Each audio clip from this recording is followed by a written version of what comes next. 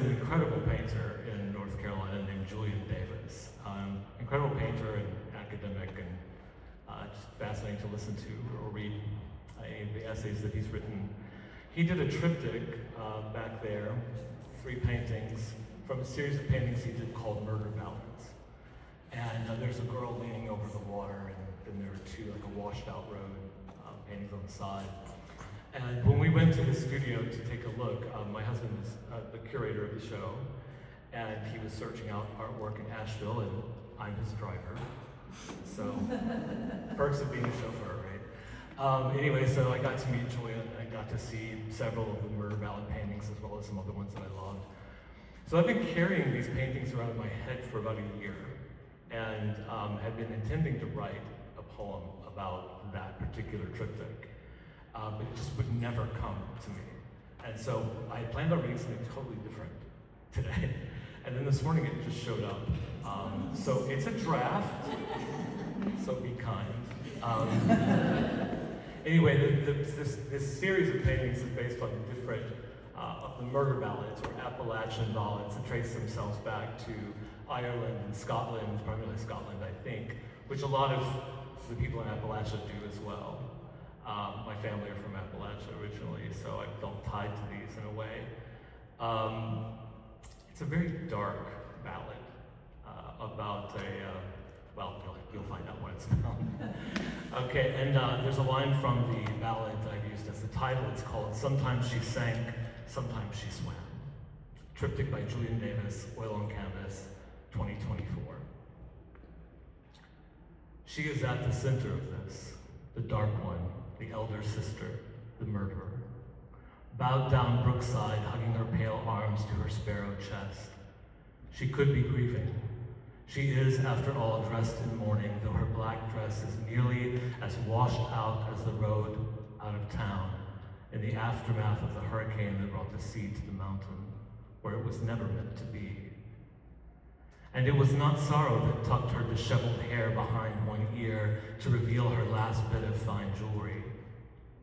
Her white fingers are not bare out of modest respect for the dead, but because she gave her rings to the miller as payment for returning her sister's body to the brook after he'd snagged it out with an old grab hook.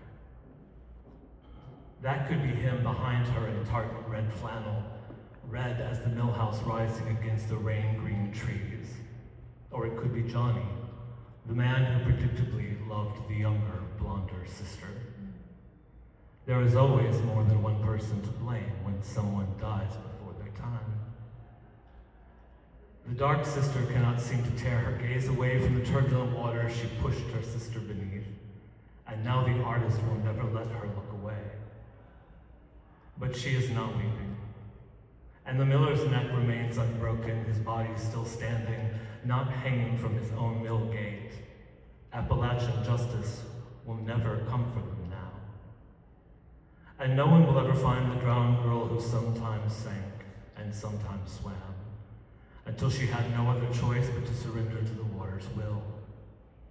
No one will make a fiddle of her white bones, nor string it with the wet strands of hair that was as golden as the rings her sister traded for the miller's complicity and silence.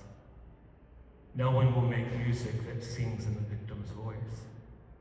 No one will hear her story or render her fatal beauty in oil. But that's only fair. This is not art meant to be fashioned from tender sentiment. This is a murder ballad, displayed on the museum gallery's wall.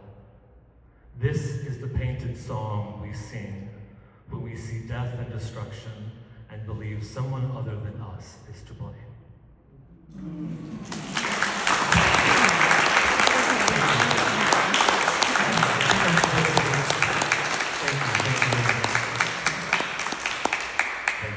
Thank you. I'm going to introduce the next poet. The next poet is Milani Cooper, also known as Carrie Asada.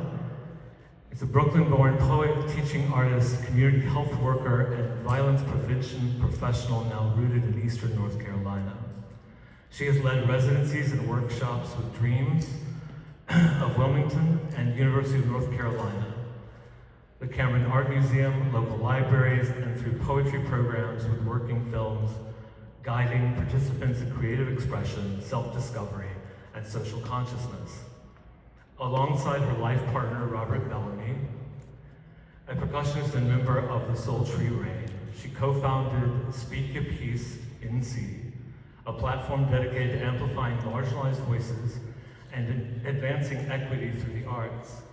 Through poetry, music with Soul Tree Rain, and community engagement, Milani creates original work that empowers people to speak their truths and inspire social change. Please welcome her.